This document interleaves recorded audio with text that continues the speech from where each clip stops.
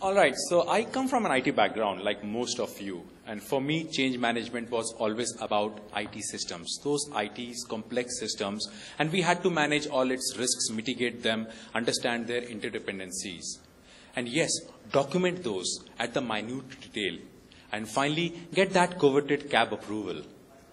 So I had that same experience. I took it when I was participating onto my first Agile adoption, or so be it, because I won't even call it adoption now. So when I was part of that Agile adoption per se, then we used that same experience, documented everything to the minute details in a closed, confined room, and then we configured the first thing, configured the Jira system which we were using, and then voila, we were all ready. We got the approval, and then threw the changes to the people. Something like throwing the spaghetti on the wall, expecting, anticipating, or rather I would say I was praying that some of those changes stick. But unfortunately, it failed. It was disappointing. But on a foresight, it was actually a good, because that gave me some opportunity to learn. I came to a realization that changes predominantly fail because of two reasons. First, when a change is trying to change the way we work, and when a change is trying to change the way I work, there's a difference. We here denotes an organization. An organization has all its people, and an organization's change is basically a cumulative product of each and every individual within that organization and their personal transition. Every individual undergoes through a different intensity, different rate of this emotional roller coaster ride. And when this change that we are talking about tries to change or is against the whole belief system of that organization, then that organization treats that as a virus. And with all its culture, its structure, all its intensity, it again attacks back.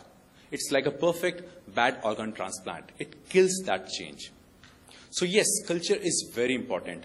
You try to do a change on an organization which is predominantly a command and control, and just try to remove status reporting from that. Status reporting which feeds into the management's ego. Just try that. Good luck. But if you try that same change of removing those status reporting from an organization which has a predominant collaborative culture, then you'll see a completely different response. Why is that? Again, culture plays a very important role. But there's equally important, if not more, is the I part, how I work. And this is an individual's decision to participate on a change or to have a different perception about the change. And these individuals are what we were missing out when we were talking about the complex IT systems. We forgot the most complex system within any organization, the people and their brain.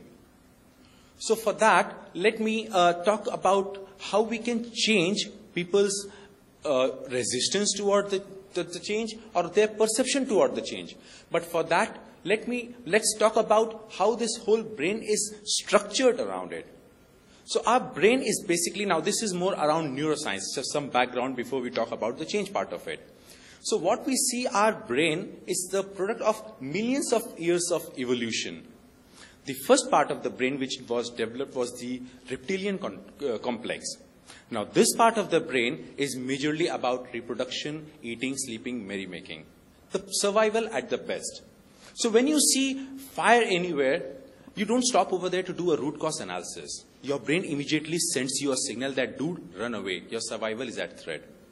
And this reptilian complex has really helped us survive. When we are walking on a dark alley and we see a shadow, we don't stop to see, okay, what is there? We just perceive threat and we run away from there. And then as we evolved, we've developed the mammalian side of the brain called the limbic system. Now, this limbic system takes care of our emotions, socializing, empathy. Predominantly 80% of our day-to-day activity, apart from the reptilian survival instinct stuffs, is done by this limbic system. And then finally comes the highly evolved, the human brain, the neocortex, the upper part of it, which makes us rational, analytical. We can analyze things, right? Now, I'll just quickly do one simple game. We do this game. Everybody is, I'm sure, aware of it. We do it for warm-up or ice-breaking, but I'll use this in this context. So the game is stop and start, in which everybody gets up When I give an instruction of start or move, whatever you say, then you just walk around. And when I say stop, you just stop wherever you are, right? The instruction is pretty simple. The only rules are that don't bang on each other, play safe, and don't go outside the conference room. Are we all ready? So please get up. We really have less time and to cover more, so the faster response is better. Use your limbic system. All right, start. Start. Stop. Start. Stop. Stop. All right, so now you saw, just see that when I was saying start and stop, without even a second thought, you were able to process that information. Now if I just change it, and this is pretty simple game. Everybody has done that in their ice-breaking training. Now when I say start, you'll be stopping, and when I say stop, you'll be starting, right? You have already done that. Start. He's basically doing that. He's doing the opposite. When I say start, you'll be walking. You'll be stopping wherever you are. And whenever I'm saying stop, you'll be walking. Stop. Start. Start. Start. Stop. Stop. Stop. All right, just take your seat back. Right. Now, the third part, I didn't do it, the part of the game which I wanted to introduce, but that would have created a panic. Now, the first part of the game where the instructions were very well wired within your brain. You understood what to do when you hear start and when you hear stop. But on and that was completely being driven, it was wired in your brain. The limbic system was taking control, I'll explain that. But on the second part of the game, when I was talking about stop and start in a reverse way, limbic system couldn't interpret that. It immediately gave a control back to the neocortex, the part of the brain which is analytical. You started analyzing this new information. And that's where there was some slow response. People were getting it right, but it was delayed response. Whereas if I would have shouted, fire, danger, or bomb, you wouldn't have waited for further instruction. You would have just run. So now what happened was, when I say fire or bomb, your reptilian complex immediately takes the control. That it's a survival problem. Whereas if you heard the instructions which are so very common and you're used to, your limbic system is taking control of that. And when it's something not very usual, you're not accustomed to, your neocortex is taking control of that. Right? This was an example. Now I'll go a background of it. We human, our brain consumes 20% of our overall energy consumption of our body. And that's very huge compared to the size of the brain. And because of evolutionary reason, we have to conserve this energy. So what our brain has developed is, it tries to create those connections within our brain for those repeated activities. And the more we repeat any activity, the more what we call it as a neural network gets created. And what we commonly call it as habit. So these are the habits that gets created within our brain. There are trillions and trillions of habits. And whenever we are trying to learn something new, the first thing brain tries to see is, can I avoid it? Because creating the new neural network consumes energy. And because of evolutionary reasons, we only spend energy where it is really necessary. That's why evolution takes time. Take an example of a keyboard. Do you really think that no other keyboard of the QWERTY was ever invented which was better than what we have right now? There were many. But the moment we tried our hand, because apart from other technical reasons, if it was even the best of the best, the moment we try our hand, our brain immediately sends those neurochemical signals that, dude, I've already spent a lot of energy creating those neural networks, those habits. Don't do this because this will involve spending energy and I don't want to do it. Right? Our brain is restricting, and what we call it as a resistance. It's not basically resistance. It is trying to save that precious energy for survival reasons. Right? Take any example or habit of quit smoking, trying to do anything. Basically, our brain is just wired so that as much as information it can get from limbic system, where it is all stored, the hard drive of our brain, and as less as the neurocortex. On a different topic, we send lots of matrices to management, right? Management sees those matrices, but do you really think they take decision based on matrices? No, decisions are already taken. based on limbic system, which saves them the energy. And then they use this data just to convince the neocortex that, dude, stay still. The limbic system already has its planned layout. It's trying to convince the upper part of the brain of all the activities that it is planning to take. So far, so good. Now, we understood that our habits are the wiring within our brain.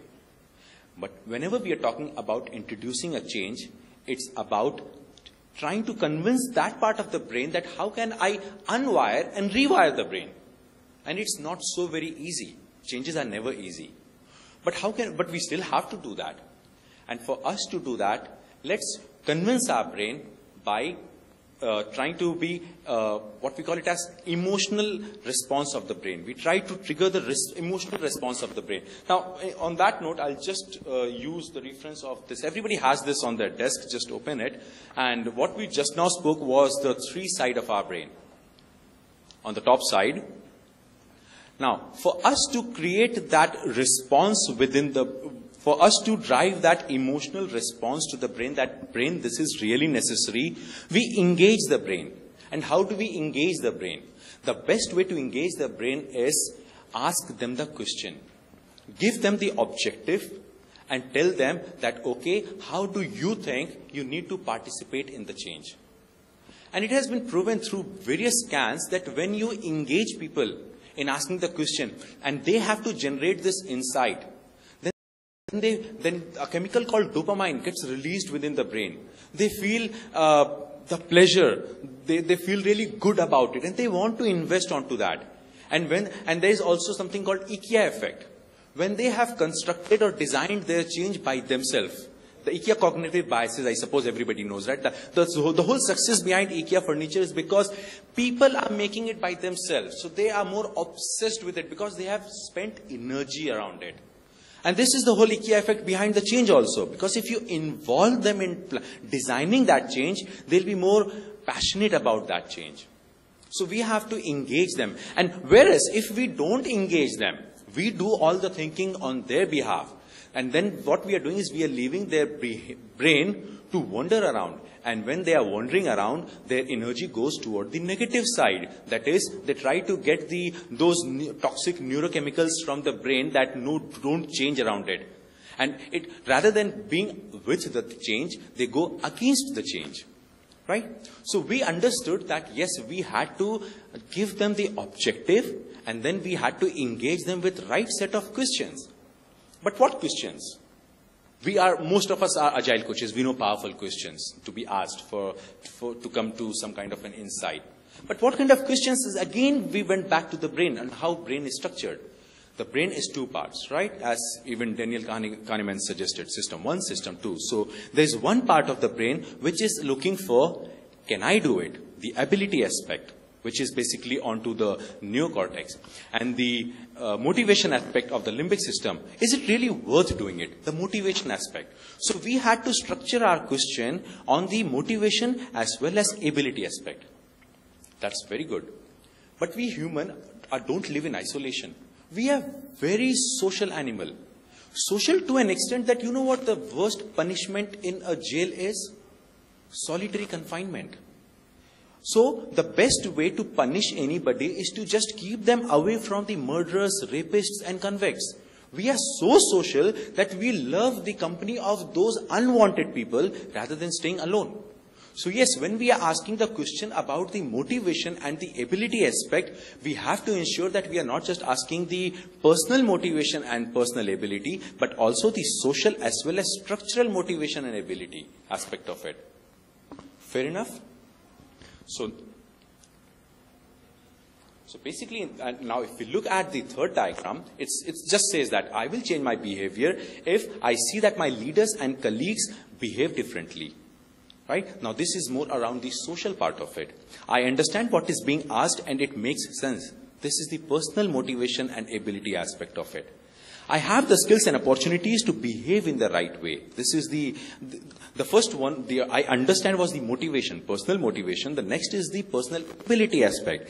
And I see that our structures, processes and systems support the change I am being asked to do. This is the structure, the environment around which I am. Fair enough? Now, for me to even introduce that change, there is another, again, sidetrack topic. I have to give them the experience. People change when I share an experience with them. Either I give them the first-hand opportunity to build that experience themselves, or I give a second-hand experience. Even the Agile Manifesto that was written by the 17 independent practitioners, it has the same model. They came and they shared their own experiences. And then when they shared their experiences, some work, even this software, the Agile Manifesto for Software Development was written after the practices of Scrum and XP and other things were already there. So they came, they shared their experiences, and they wanted to build a new belief of comparing the old world to the new world.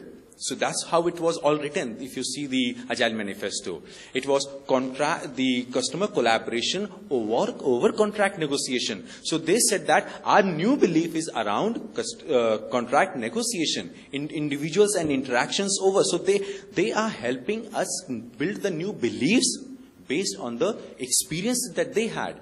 And they hoped, and I am sure they are true, that this new belief will help them create the new actions.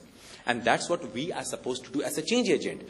We try to give them an opportunity to create the first-hand experience. And if not possible, then try to create those experiences somewhere within your organization, or try to create a story and then share with that. That will help them be motivated to participate. Their neocortex will suppress and their limbic system will come forward to invest that much of energy. Fair enough? Now with that, how much time do I still have? Anybody keeping track of time? Oh, I was pretty fast. Okay, so here there is a simple worksheet which I would request if you want to fill along with me. And I'll take a very simple example of what Ashutosh had about health, but we can very well use it for any of your organizational context as well. Right, so the first question it asks is, which one area of the existing process or system has a problem? So you can take as a problem, within organization I had thus delayed feature delivery. So I'm not getting detail onto how do we find out the problem, because that will be a completely different context discussion. But assume that you found out. I had a problem about the back pain problem, could be. Now, the second question is also called as a miracle question in psychology. Suppose that I went to bed and overnight a miracle happened. Which one vital behavior I notice that I would tell me that yes, things are getting better. So I wake up, one fine day, I reach office and I see that the behavior has changed. What is that vital behavior you have to notice? And if you have not noticed, imagine that okay, now you see that your developers and testers are collaborating. You're not seeing that testers are intentionally and sadistically posting the defects late at night so that developers have to stay, and developers spend 4 hours just to justify that it's not a defect. And in the morning, again, the cycle runs. So just try to find out what that vital behavior is. And you found out that, okay, I see that the developers and testers are collaborating. Okay, so I have nailed down that one behavior. Now, how can so personal motivation, how can I be motivated to participate in that behavior? A perfect question what we ask in change, what's in it for me? So it's completely different for individuals. You have to, and that's why how we do it. We give this answer sheet, fill in the blank, to people. Let them find out what motivates them. We can't cover all the and these are intrinsic motivations. We can't fulfill all of their motivations, but we try to see where can we find a middle path. Then the next question, and that's where your personal experience, your vicarious experience plays a big role. Second question comes that what skills do I need to have to engage in this behavior? Now, okay, my brain is motivated. It wants to engage in that behavior. But we need to see that whether it has all the skills. It has all the knowledge to participate in that change. So they may say that, okay, I need the training around this particular framework. I'll find out that I delay my fixing of the defect because I don't know that particular architecture. Or in case of me, if I'm talking about health, then my motivation for health is so that I can still stay with my family for longer. I survive without having much of a back pain. And what do I need to engage in this behavior? I need a place, a treadmill, or some workout place, whatever it could be. The second is, how can other people, now this is the social aspect, social motivation. And social motivation is very important. You see, most of the advertisements, we have these actors. This is what about the social, they try to create the social belief that when I see certain actor trying to endorse a product, I believe in that actor. And if that person is endorsing that, then I endorse it. It's a typical diagram which you're also showing about the change curve, right? The early motivators and the mavens. And so we try to find out those mavens and those innovators, those respected people within. We don't do this exercise with everybody. No, we can't do that. We do first we have to find out, and that will be completely different topic altogether, but we have to find out those innovators, mavens, respected people, and we try to take them through this journey. Because they are the people who will be answering these. Not the late majority people. They'll not be telling me anything about the change. I'll be banking on these early adopters to help me get onto the change, right? So I have to find out those mavens who will be motivating, who will be advertising, who will be leading by example. Fair enough? And then comes and this is when I talk about the health part, it's my wife who pushes me to go to the gym. It's my friends who, if I'm talking about smoking, it's my friends, if I take out a cigarette, they'll say that, no, don't smoke, this is bad for your health. Then comes my social ability aspect, that I have the right people. If I'm talking about gym, I've got the right instructors who tell me. Because even if there is a gym, I am motivated, and if I don't find anybody who's going to help me how to do that, I might not be doing it. Similarly, if I am motivated to fix the defects, but I don't know how to fix the defects and there are no people around there when I need them, I might not be motivated to do that. So it's management's responsibility once they know that they arrange that, right? And then finally comes that what reward system can keep me in this behavior. Now, let me give you an example over here. Like this typical developer tester, we found out that it's the matrices itself. The metrics that management has placed was backfiring it. You put metrics on developers, on the least number of defects, the more you get rewarded. And on the testers, the more defect you find out, the more you get rewarded. It's completely contradicting the behavior, and that's what the response was getting it out. So we tried to remove these matrices. We just kept the end-to-end matrices. That the number of defects the customer find, everybody gets penalized. Right? And then finally comes what environments are required to keep me on progressing in this behavior. Now this is about the structural, the physical stuffs, the processes. Now, for example, the health again. Now, if a gym is 10 kilometers away or 20 kilometers away from where I reside, I might not be motivated. No matter how good company I have, no matter what reason I have, I might just go for a week. After that, I won't be. Similarly, if I don't have the technical tools, if my environment access has a problem, I might not do. I might just do it for 2-3 days. After that, I might just give up. Fair enough? So I just tried to quickly go through these questions on the different dimensions of motivation and ability, not from personal, because what we generally do is we try to address from the personal perspective, but the social as well as the structural. Now, I would request that you take an example, if we still have time.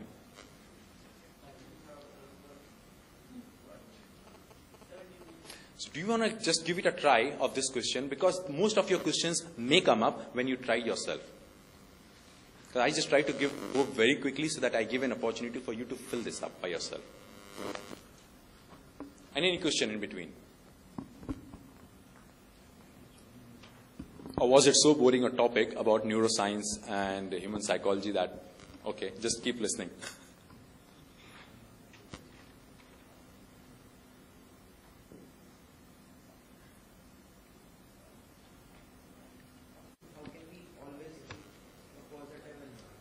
How can we keep a positive environment? Like, let's say there's a fight happens between two people and they're not ready to listen to each other. So what we can use in terms of psychology, reading them, and then keep the momentum always positive within the team, even though they are still not ready to listen to each other. Right. This has to do with how they are feeling secure. What is the point of conflict? Most of the time, it ends up being either the extrinsic motivation, the matrices, the award, the promotion that you have aligned with that is creating a problem, or the intrinsic. Again, it somehow links back to the extrinsic motivation of the promotion or those kind of things. If you deep dive into finding it out. And all they are trying to do is just secure it out. You see a firefighting, for example. I'll give you a firefighting as an example.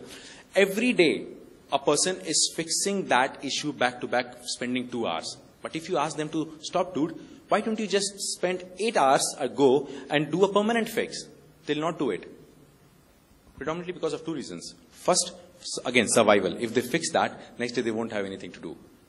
And second, our brain always thinks, it doesn't think the analytical way. It thinks that, okay, fine, you're talking about 8 hours now compared to 2 hours now. That is 200 calories now compared to 800 calories now. I'll go with 200 calories. So brain thinks it that way. So in your case, what you're giving is the teams are fighting because of some of their survival reasons. And you have to find out what is that survival reason that they are finding out. They might themselves not know it. But you have to come down to that personal level.